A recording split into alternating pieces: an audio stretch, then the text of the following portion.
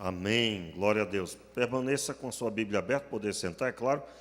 Permaneça com a sua Bíblia aberta no texto de João. Eu aproveitei aqui a oportunidade dos dízimos e ofertas para começar a leitura do texto de João. Nós estamos seguindo a série de mensagens sobre o evangelista João, no Evangelho de João, pedindo a Deus que Ele nos mostre conforme mostrou a João, ele que declarou que o Verbo se fez carne e habitou entre nós, versículo 14 do capítulo 1 de João, e o Verbo se fez carne e habitou entre nós, vamos repetir? E vimos a sua glória, glória como do unigênito do Pai, cheio de graça e de verdade. E na introdução, no primeiro capítulo, ele diz isso como que declarando: agora eu vou mostrar para vocês essa glória. O que significa a glória? Quem lembra aí? Glória, a glória do unigênito do Pai, a glória do Filho único. Não há nada parecido. Somente um Filho, portanto, uma glória inigualável. Não há nenhum outro. O unigênito estava no meio dos homens. O único Filho de Deus. E aqui ele vai mostrar a sua glória, que significa, na tradução do texto de João 1,14, o brilho, a majestade do governo. Então, claro, é bem mais amplo, mas eu quero ficar com esse sinônimo. E assim declarar que, conforme nós estamos vendo trecho a trecho, nós estamos vendo essa ótica que Deus deu aos discípulos na pessoa, no caso, do evangelista João. Então, aí a partir do versículo 12, do capítulo 12, há uma ênfase que João deu. Antes de continuar, eu quero reler a parte que eu proferi, que é o versículo 12. Vamos lá, irmãos? No dia seguinte, a grande multidão que viera à festa ouviu que Jesus estava a caminho de Jerusalém. Que festa era essa? Logo no capítulo 12, verso 1, vem a declaração. 6 dias antes da Páscoa, Jesus chegou a Betânia, onde vivia Lázaro, a quem ele ressuscitara dentre os mortos. Então Jesus foi até o local, ele é recebido com um jantar na casa de Lázaro, Marta e Maria, e eles então recebem Jesus. Aqui é o texto que nós lemos quando ele é honrado por uma das irmãs de Lázaro, Maria. Ela quebra sobre a cabeça de Jesus um vaso de alabastro. Nós ministramos sobre esse texto no domingo. E ela então honra o Senhor e reconhece que ele vai morrer. Então ela começa a fazer um embalsamamento. Embalsamar é um termo dado para o momento que a pessoa morre, então o corpo é perfumado. Tanto é que o termo não sei se os irmãos já perceberam, aliás, tem uma multidão de palavras que o significado está na sua pronúncia, e essa é uma. Normalmente, quando alguém diz assim, fulano morreu, foi embalsamado, a maioria fala e não percebe. Significa o quê? Ele foi, pelo menos era para ser, né? No tempo bíblico, literalmente, era envolto em bálsamo. O bálsamo aqui é o termo para o óleo aromático. Óleo porque o óleo, ele impregnava muito mais na pele, portanto, você vai encontrar os perfumes no formato mesmo do óleo, e aqui, a base era muitas vezes a própria olival, né? O próprio olival. Mas eu quero, com isso, irmãos, dar destaque que havia todo um ambiente de celebração. Jesus declara que foi ela perfuma o meu corpo para o dia do meu enterro. Os outros textos vão trazer essa informação. Usam o termo, outras traduções usam o termo, ela embalsamou, né? ela Jesus profere uma palavra usando a palavra bálsamo. Eu não me recordo exatamente as palavras, mas o bálsamo é citado. Bálsamo, conforme já disse, por causa do perfume.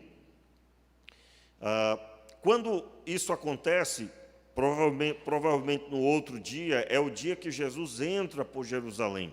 Aí então, finalmente, vem o versículo 12, o qual lemos que no dia seguinte a multidão que viera à festa ouviu que Jesus estava a caminho de Jerusalém.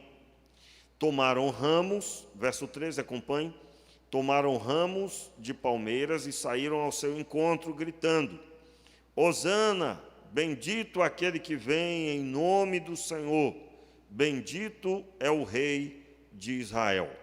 Eles estavam proferindo aqui, provavelmente, o Salmo 118, o Salmo de Davi. Salmo 118, mais especificamente o versículo 26. Nós não vamos ler, não é necessário, hoje não, mas eu quero dar ênfase aqui que, para terem proferido esse salmo, eles estavam reconhecendo o cumprimento da descendência de Davi, aonde o Senhor prometeu a Davi que da descendência dele haveria um rei, que o seu reino seria eterno, seria para sempre.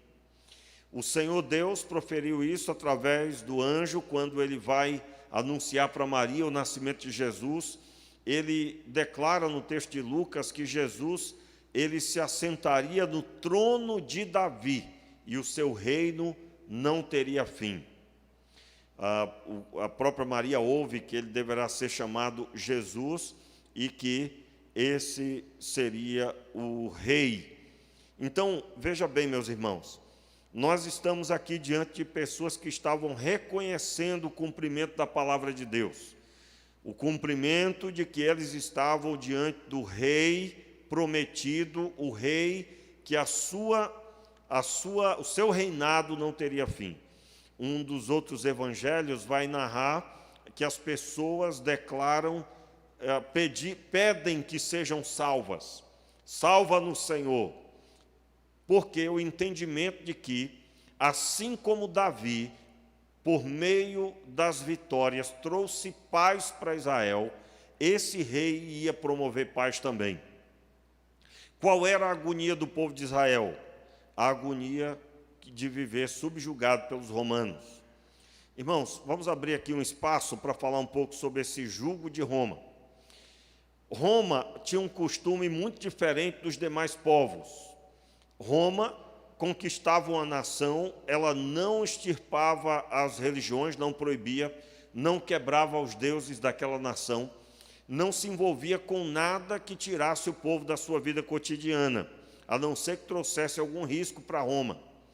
Eles pegavam os deuses que eles encontravam nas nações que eles conquistavam e eles acrescentavam ao panteão romano, ao grupo de deuses reconhecidos pelo Império Romano.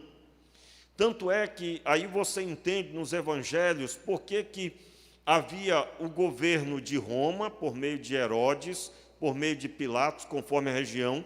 Um governava a Judéia, outro governava a outra parte da redondeza, mas, basicamente, o governo era romano.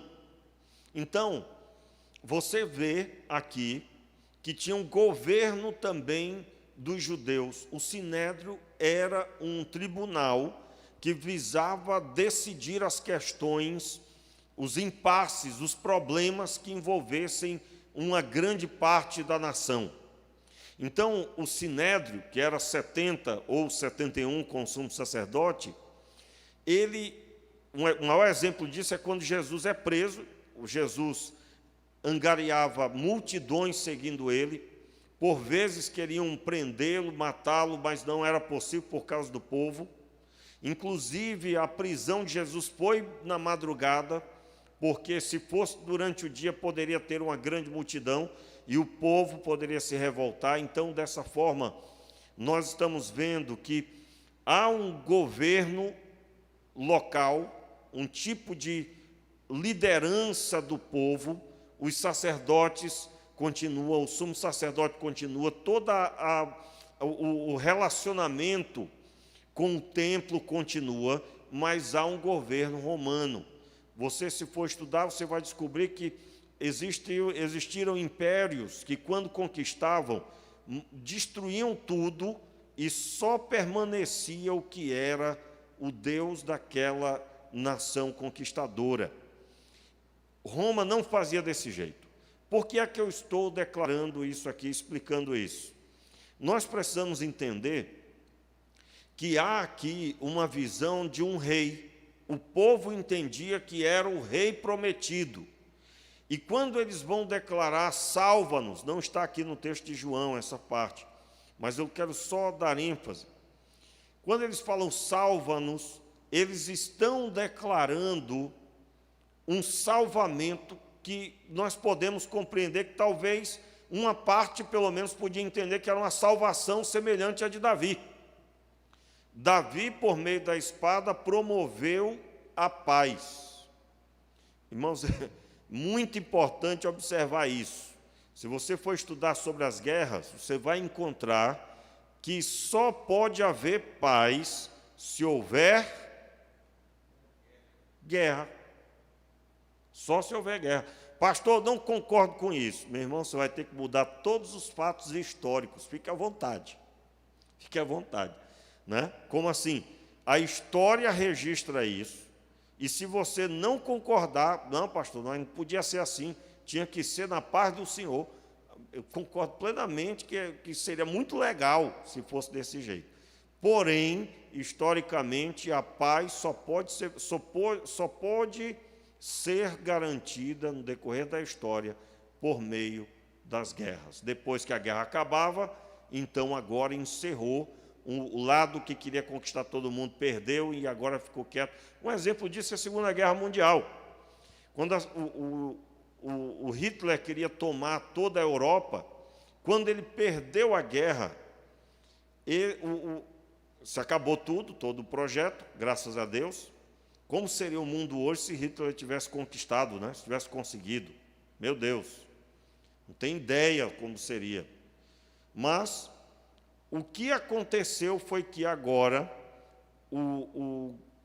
a nação perdedora teve que pagar a conta. Meus irmãos, a Alemanha estava destruída. A Alemanha estava completamente destruída. Mas aqueles que perderam são os que vão ter que pagar a conta. Uma parte ficou com a Rússia, outra parte ficou com os Estados Unidos, Inglaterra. Não sei se você sabe disso, mas literalmente parte do território da Alemanha ficou nas mãos da Rússia e a outra parte ficou nas mãos dos Estados Unidos, sob a gestão da Inglaterra, Estados Unidos, todos os aliados. E agora, é claro, quem ia pagar a conta dessa guerra? Toda a nação que perdeu. E foi o que aconteceu. Qual o objetivo de eu estar dando esse exemplo aqui? Toda a visão que nós olhamos, quando nós olhamos para esse texto, nós estamos vendo um povo que não tinha muito discernimento, ainda que eles estavam reconhecendo o cumprimento da profecia. Meus irmãos, nós vamos encontrar indício de que esse povo não sabia direito o que ia ser depois. Vamos observar isso? Quando você continua a ler, você vai encontrar palavras maravilhosas, acontecimentos extraordinários, nós vamos ler, mas, porém, eu quero dar ênfase aqui no versículo 37. Você está comigo? Apesar de ter realizado todos esses sinais miraculosos na presença deles, ainda não criam nele. Você está vendo? Versículo 37. Veja bem, no texto anterior, nós vamos ler daqui a pouco, ou vamos continuar no domingo de manhã, mas o texto diz que uma voz do céu, era a voz de Deus, declara uma palavra confirmando Jesus como sendo realmente o escolhido de Deus. É nesse momento que as pessoas dizem, olha, um anjo lhe falou. As pessoas ficam maravilhadas com a pregação. Já estavam com a cura, aliás, com a ressurreição de Lázaro.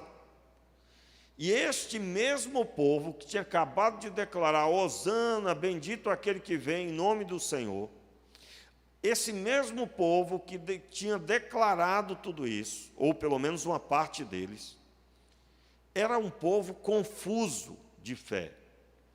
Vamos retornar um pouquinho mais atrás aí, versículo 33. Ele dizia isso para mostrar que tipo de morte havia de morrer. A multidão respondeu: nós temos ouvido da lei que o Cristo permanecerá para sempre. Como dizes tu que convém que o Filho do Homem seja levantado? Quem é o Filho do Homem? Notaram aí o povo? Notaram o povo confuso? Quem é o Filho do Homem? Então Jesus lhes disse: a luz. Aí Jesus começa a explicar que ele vai morrer, depois ele vai voltar. Por um pouco tereis a luz, e daqui a pouco não tereis mais. E aí Jesus está falando da ressurreição. Verso 36, terminado a parte B. Terminado de dizer estas coisas, Jesus se retirou em oculto e ocultou-se deles. Por que, irmãos, Jesus ocultou-se deles? A resposta está no verso 37. Vamos ler juntos? Apesar de ter realizado todos estes sinais miraculosos na presença deles, ainda não criam nele. Entenda aí, ainda não criam nele, é que o povo estava confuso do que crer. Acreditavam que a profecia se cumpriu, mas ao mesmo tempo não sabia direito como assim o Senhor não vai estar mais com a gente, mas o Cristo permanecerá. A pessoa falou certo, irmãos? Falou, permanecerá. Só que antes de permanecer para sempre, ele teria que morrer. E na visão dessas pessoas, pelo menos de quem estava falando, é como se fosse uma pessoa que vivesse eternamente. Ele está vivo agora e nunca morrerá. E vai ser rei para sempre. Então, veja bem, vamos abrir um parênteses aqui. Quando você trabalhar com uma pessoa, ou alguém da sua família, não sei, um amigo seu, que você pensava que agora ele tinha entendido, e aí de repente ele fala uma coisa sem sentido algum, né? Você imagina uma pessoa, você explica uma coisa na Bíblia para a pessoa, no final ela faz uma pergunta que demonstra que ela não entendeu nada. Você já passou por isso? Você já passou? Ou então, no outro dia, ela se porta claramente declarando que não entendeu. Né? É o que estava acontecendo aqui, irmãos. É o que estava acontecendo. Meus irmãos, quando você estiver assim, sem paciência com alguém, você não se esqueça que na época de Jesus, com o próprio Jesus, isso também aconteceu. Como assim? Por quê? Porque nós tendemos a diminuir o nosso tempo. Diminuir como assim? Isso aí aconteceu porque eu não tenho unção, né? Isso aí aconteceu porque eu tenho que orar mais. Isso aí aconteceu, fulano não acreditou, ou não creu, ou não entendeu, acha porque eu tenho que orar mais por ele. Meus irmãos, eu quero dizer para você que você não vai poder promover na vida das pessoas o que só Deus pode. Só Deus pode desfazer a venda dos olhos. Por isso que eu sempre digo, a gente precisa continuar o trabalho de orar, pregar e viver a palavra. E o restante é com Deus. Mas ao mesmo tempo que eu penso assim, eu preciso entender que há coisas que eu vou passar e que Jesus também passou. E isso principalmente para mim, o pastor, né? Porque eu certamente vou saber muito mais dos problemas das pessoas do que talvez você. Por quê? Pela lógica, o pastor, ele tem a visão global e a necessidade global. Então, num dia só, quantas pessoas eu sei que estão enfrentando nesse momento problema de Covid? Quantas pessoas estão passando realmente uma situação difícil? E mesmo conhecendo, depois de tanto tempo junto com muitas pessoas, de vez em quando eu pego susto. Quem estava bem não está bem, quem está mal, na verdade, está muito pior do que se imagina. e assim a gente vai pegando susto de vez em quando. Mas é uma realidade do ser humano, onde ele contempla os milagres, ele contempla a pregação, ele contempla o Cristo. Você pergunta, e aí, você crê que Jesus é o prometido de Deus? É claro, a pessoa diz. Claro que eu creio. Mas suas atitudes, muitas vezes, são confusas. Confusas. Meus irmãos, olha, eu vou dizer um negócio para você. Existem pessoas que são crentes, mas elas não se movem para responder às suas perguntas em nada. Como assim? Eu não sei o que acreditar sobre os dons. E aí você fica olhando para ela. Bem, ela deve dizer agora que vai estudar, né? Porque ela não sabe o que crer sobre os dons. Mas não, se você ficar quieto, você vai ver uma pessoa quieta, calada, esperando alguma coisa acontecer, para que ela, de repente, aprenda sobre os dons. E não funciona assim. Os irmãos estão entendendo? Quando eu fui ao seminário, eu fiz uma lista, eu acho que foi quando eu cheguei, eu acho que na primeira semana ou foi antes mesmo. Não me recordo mais. Mas eu me lembro que eu fiz uma lista de todos os assuntos na Bíblia que, para mim, ainda era um caso que eu precisava estudar.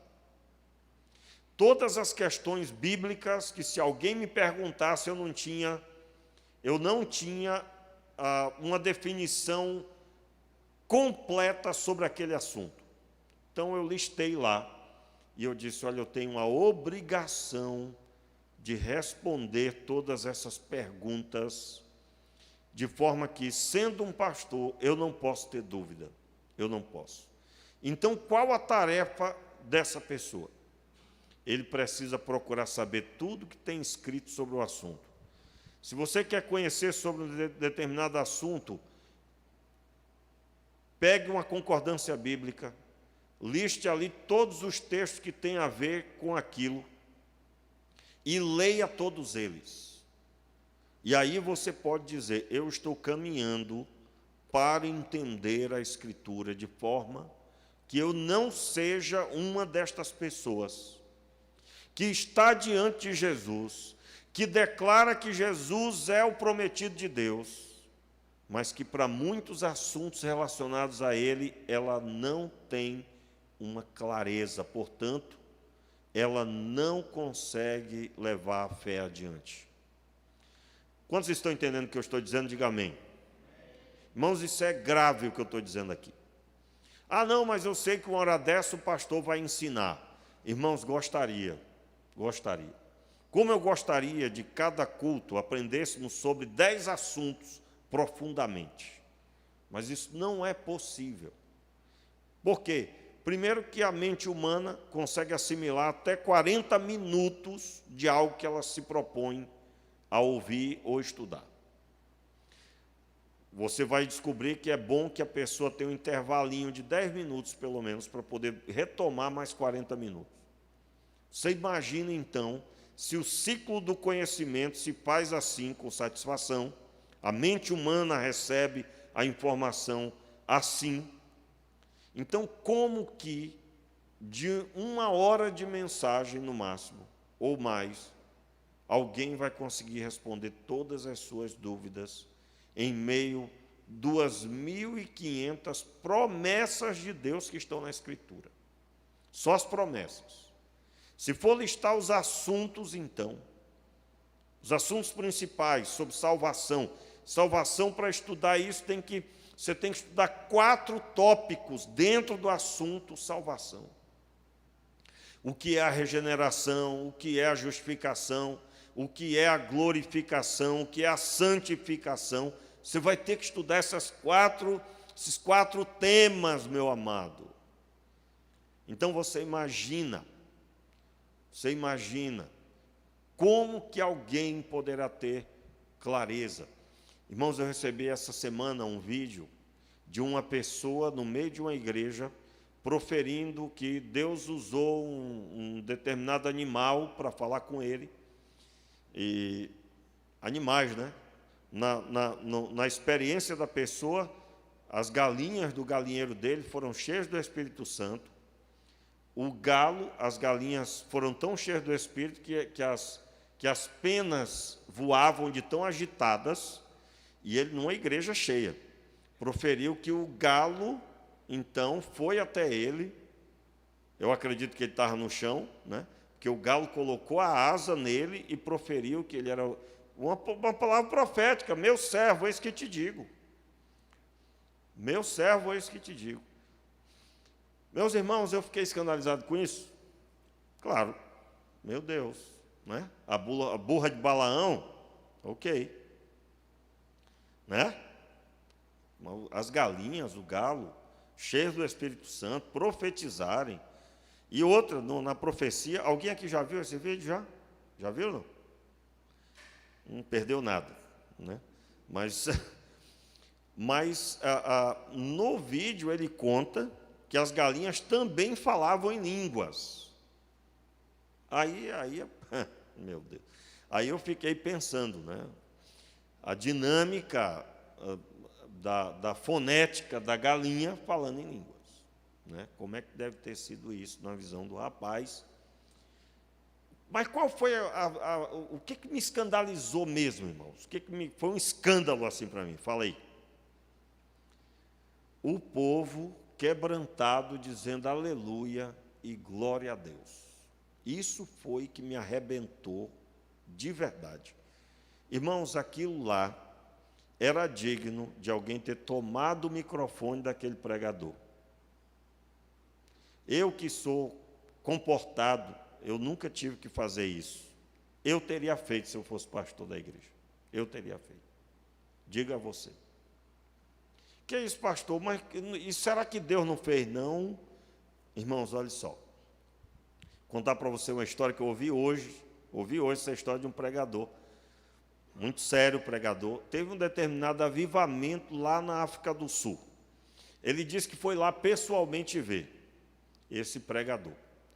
E era um avivamento extraordinário na África do Sul, de forma que se converteu uma tribo inteira de forma milagrosa. E esse avivamento está registrado, é livro hoje para você ler, é o avivamento no meio dos Zulus. E o pastor que contou a história disse que foi lá e conversou com o pastor da igreja. O avivamento lá foi assim, irmãos. O culto começou, era normal. O culto começou. Estavam cantando, orando, ou na hora da pregação, as pessoas eram curadas. A pessoa estava de cadeira de roda, e a pessoa era curada extraordinariamente. Ninguém orou para ela ser curada. As pessoas enfermas eram curadas assim, sem ninguém falar nada, só por estar ali participando do culto. Absolutamente, aí o pastor perguntou: rapaz, mas não tem profecia, não tem bastante profecia? Eu sou Deus, estou aqui. Nada contra, irmãos, Deus usa profetas hoje, tá? Deus usa. Não ouça o que eu estou dizendo para não crer que Deus usa pessoas. Aí, mas o pregador, que eu ouvi, ele disse que perguntou para o pastor da igreja lá na África do Sul. Ele estava lá, em meio a esse avivamento, ele participou dos cultos, inclusive. Aí ele não resistiu e perguntou: mas não teve nenhum pregador, não teve nenhuma profecia? Não tem profecia no meio? É só o culto normal e os milagres acontecendo? É só o culto normal, os milagres acontecendo. Eu digo: eu não acredito. Mas como assim? Aí eles foram contar a história de que até apareceu alguns profetas dizendo: assim diz o Senhor, eis que te digo, e assim, eis que te digo, Deus vai curar alguém aqui hoje. Era a profecia desse jeito. Aí eles chamavam esses profetas que apareciam querendo profetizar, e eles registravam a profecia e dizia para ele: olha, se isso que você falou aqui não acontecer, nós registramos aqui, não acontecer, você vai ser expulso aqui da igreja como falso profeta, e nós vamos divulgar para todo mundo que você é um falso profeta. Se a pessoa dissesse: olha, você vai ser curado, olha, esse que te digo, você está sendo curado agora, e essa pessoa não era, essa pessoa seria divulgado que era um falso profeta. Os irmãos estão entendendo aí? Estão entendendo? Irmãos, como isso tinha que ser feito hoje em dia.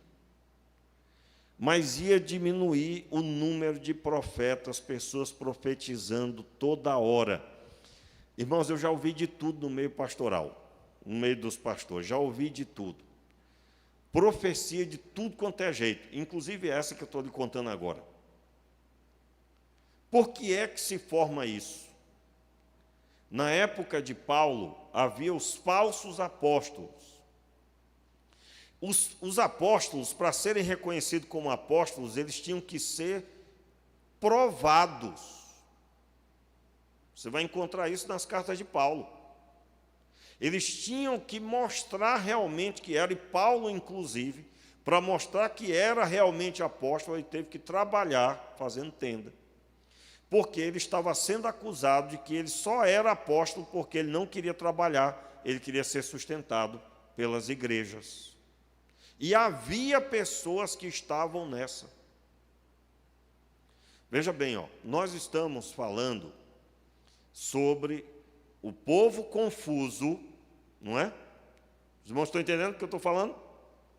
O povo que crê em tudo ou que não consegue crer direito porque não conhece a respeito de Jesus. Quais são as características dessa pessoa? Pessoas que não leram a Bíblia toda e não estão preocupados por causa disso. Ah, pastor, até comecei, faz 10 anos. Irmãos, todo crente tinha que ler a Bíblia pelo menos uma vez por ano, ou a cada 2 anos você leu a Bíblia toda. Na pior das hipóteses, assim. Ah, pastor, eu li toda, mas levou 2 anos, mas eu li. E já comecei de novo. Por quê? Senão, irmãos, está arriscado a pessoa estar dizendo amém para aquilo que não deveria. Eu me lembro que eu fui pregar numa igreja há muito tempo, eu dirigia a congregação. Eu fui pregar, contei uma experiência triste de uma pessoa que morreu, aparentemente sem Jesus. Irmãos, quando eu terminei, o cabo lascou lá atrás. Aleluia, glória a Deus. Irmãos, eu confesso a você que tu veio aqui para me dizer, como assim? Não entendi. Né? Aí eu me lembro, naquela igreja, é a primeira vez que eu estava pregando ali. E aí, irmãos, nós batistas, nós temos o costume de falar da Bíblia, né? Quando terminou, as pessoas vieram falar comigo, olha, que estudo bíblico maravilhoso. Eu nunca tinha ouvido um estudo bíblico tão profundo. Eu digo, meu Senhor, foi uma pregação, né? Mas deu para perceber que aquilo que era normal para nós batistas era uma coisa de outro planeta naquela igreja. Meus amados, é sério isso. Note, eu estou citando todas essas coisas, por favor, não me entenda mal. Eu não estou dizendo que Deus não usa profeta. Deus usa profetas hoje. Homens de Deus que vão chegar para você e vão dizer, olha, meu irmão, tome cuidado com isso aqui na sua vida. Deus colocou no meu coração que eu tinha que orar por você, e eu gostaria de orar por isso, e a pessoa falou para você tudo de acordo com o que o Senhor realmente gostaria, estava ministrando na sua vida, e aí é muito amplo, né? Mas lá no seu coração você sabe que Deus estava falando com você. Deus usa ou não usa? Usa ou não usa? Usa sim, irmãos. Está escrito que Deus tem sim usado o seu povo. Está cheio de exemplo no Novo Testamento.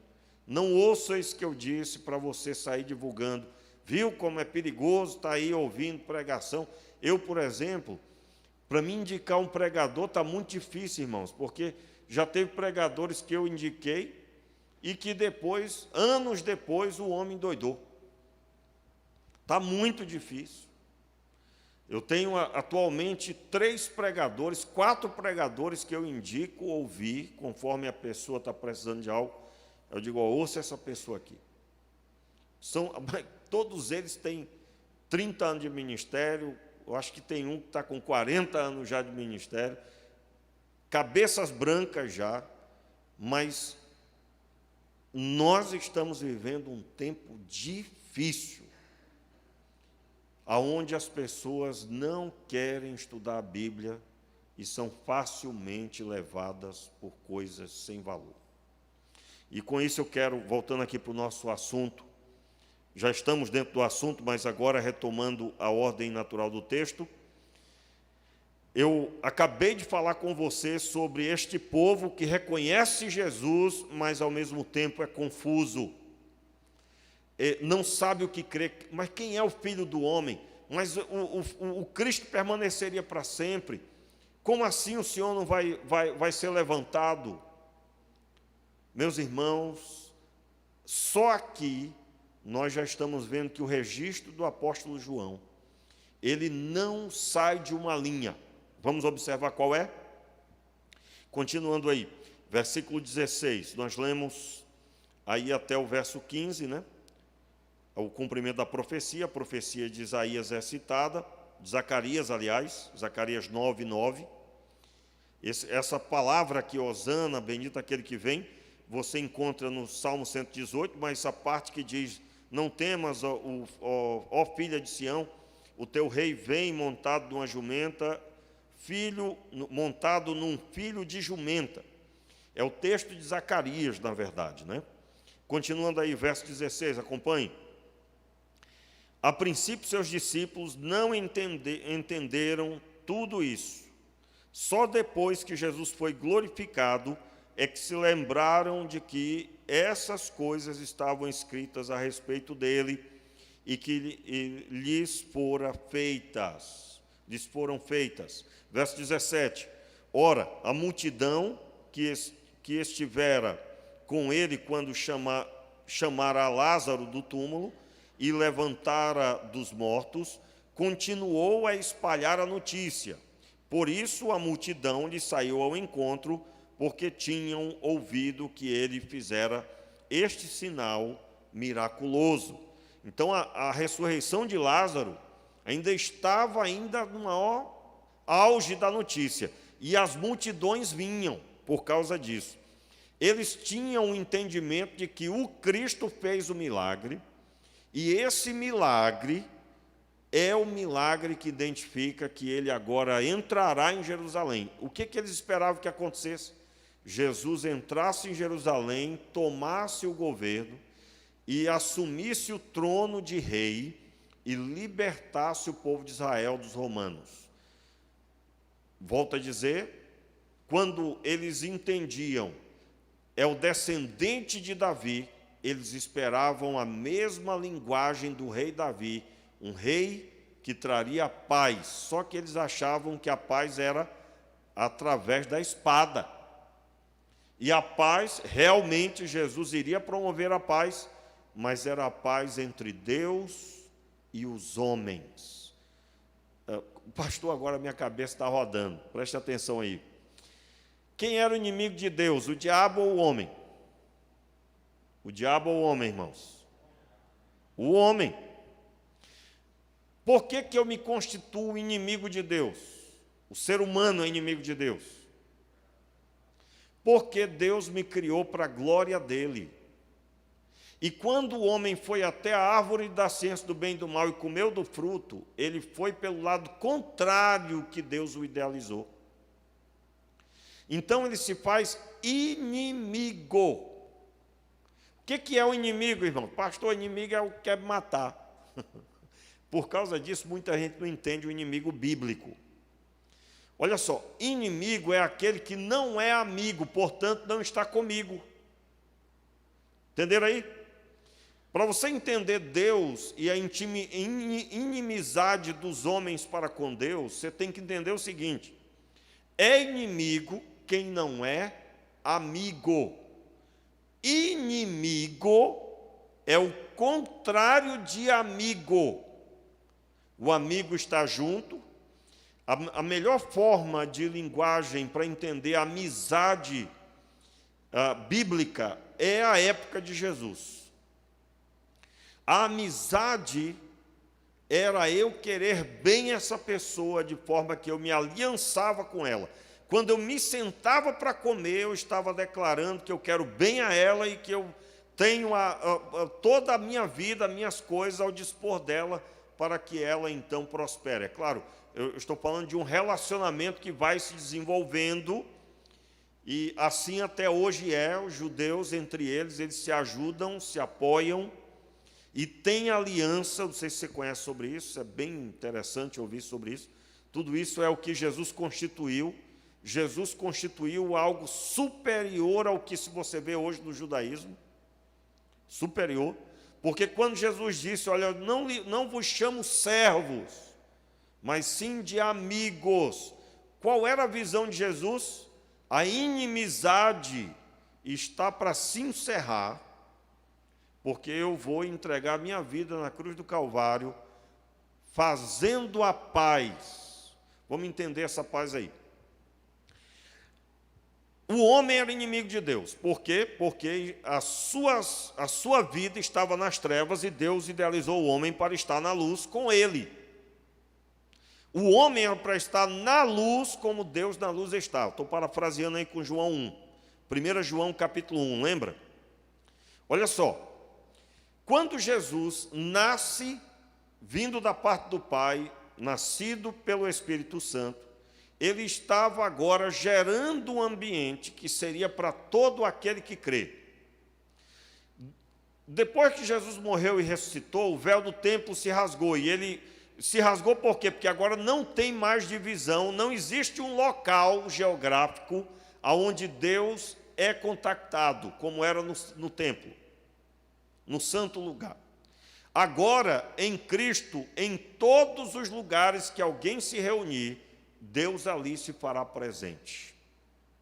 E ele vem morar. O templo agora é a pessoa. Como que isso foi idealizado? Quando Jesus nasceu, pelo Espírito Santo, isso depois seria aplicado na minha e na sua vida. Foi o que aconteceu. Nós nascemos e nascemos de novo, porque já éramos nascidos na terra, mas nascemos espiritualmente e passamos a ser filhos de Deus.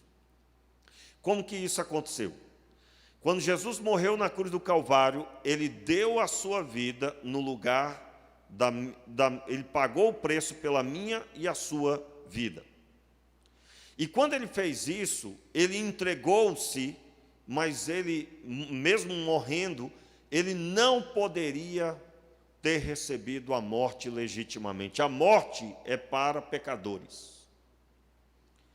Quando o Senhor disse, se vocês comerem do fruto, certamente morrerás, e de fato morreram, o pecado que estava neles causou a morte e sucessivamente as gerações.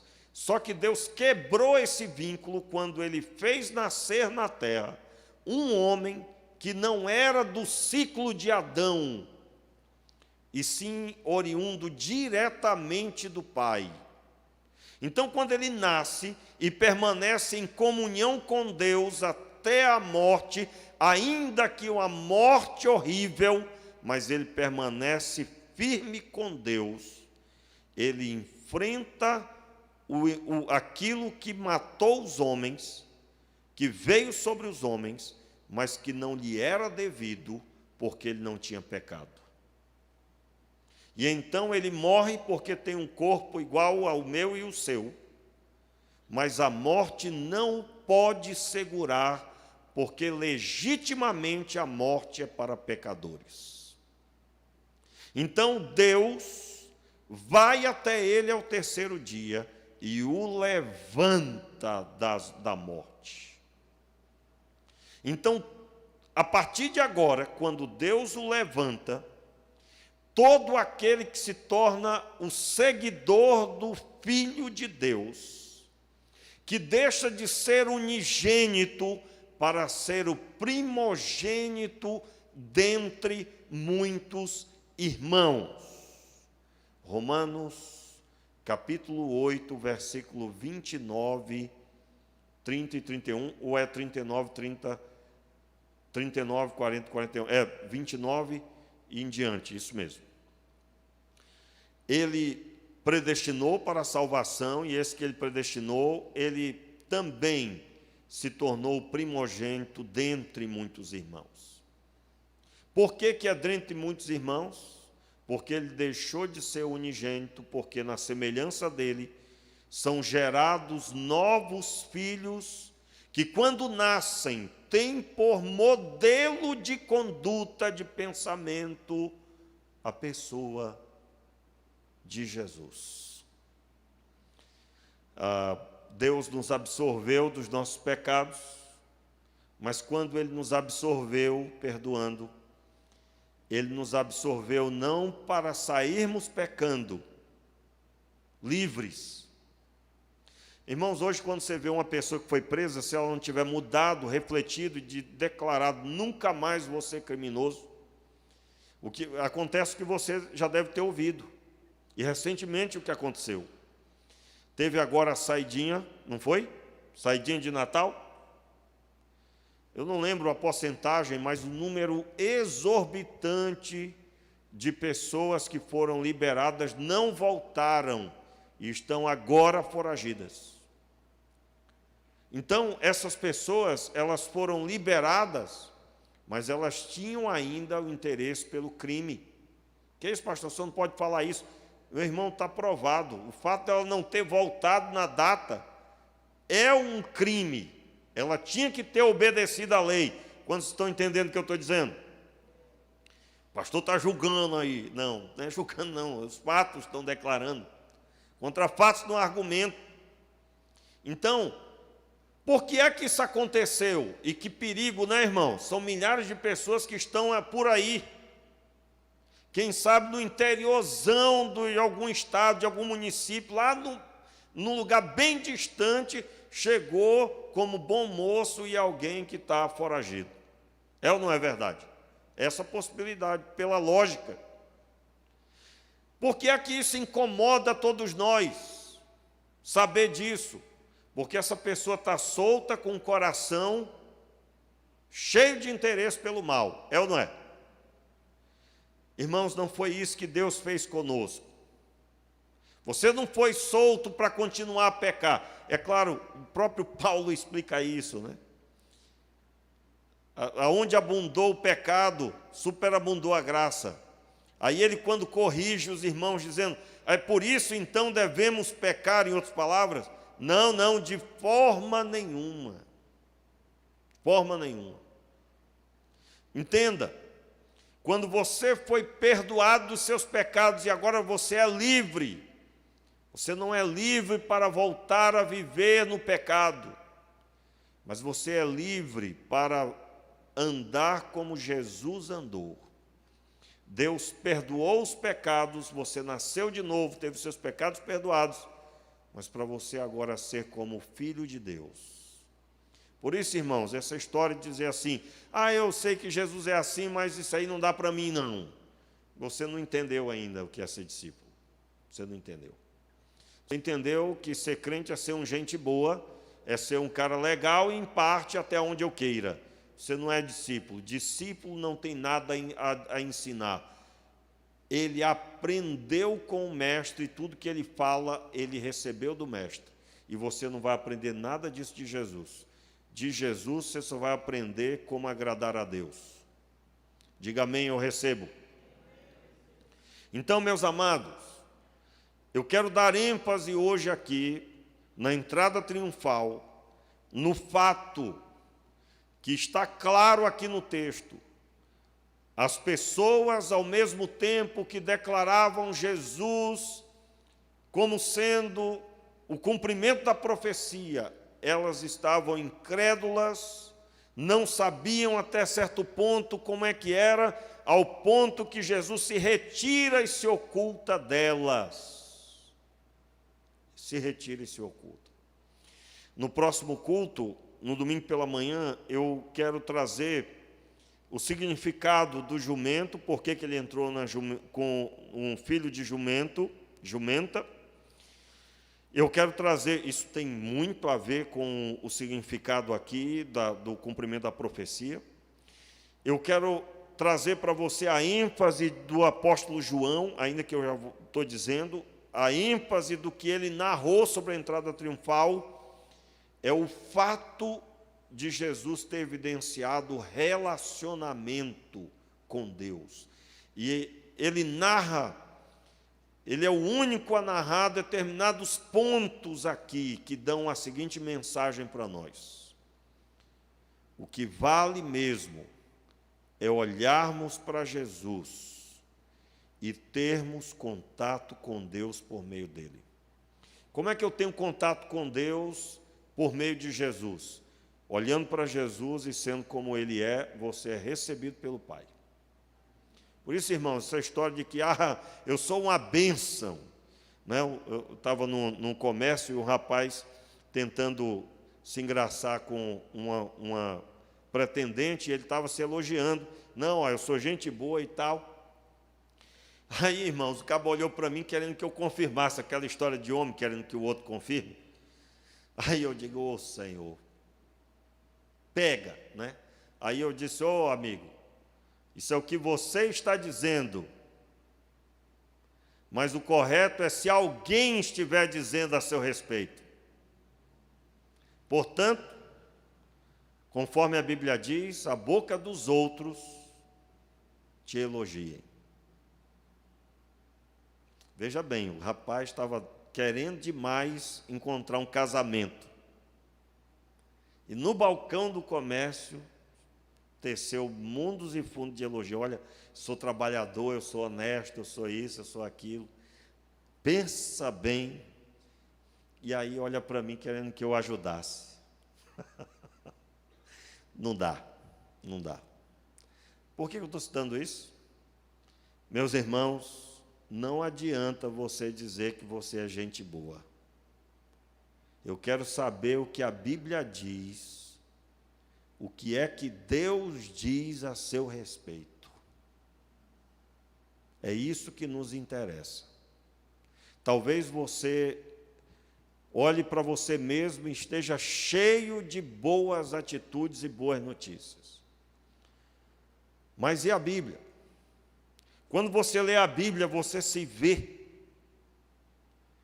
Quando você lê o sacrifício de Jesus, você observa que você já está no mesmo nível ou perto dele. É claro, eu não estou dizendo que você vai estar no nível de Jesus, eu estou falando sobre sacrificar algo. Porque, irmãos, esse cristianismo que eu quero tudo para mim, nada para os outros. Que é isso, pastor? Sim, meu irmão, é esse o cristianismo de muita gente. A pessoa não ora por ninguém, mas ela ora muito para alcançar os seus projetos, seus sonhos. Mas ela não tem envolvimento prático com nenhum outro projeto que não seja a sua própria vida. E eu quero dizer para você que você pode alcançar todos os projetos maravilhosos da sua vida, mas uma coisa nós não podemos perder de vista. Nós somos discípulos de Jesus. E o discípulo vive como um mestre. E o mestre Jesus estava envolvido em abençoar pessoas. Portanto, se você vive um cristianismo só para você, mude isso, porque não tem nada a ver com Jesus.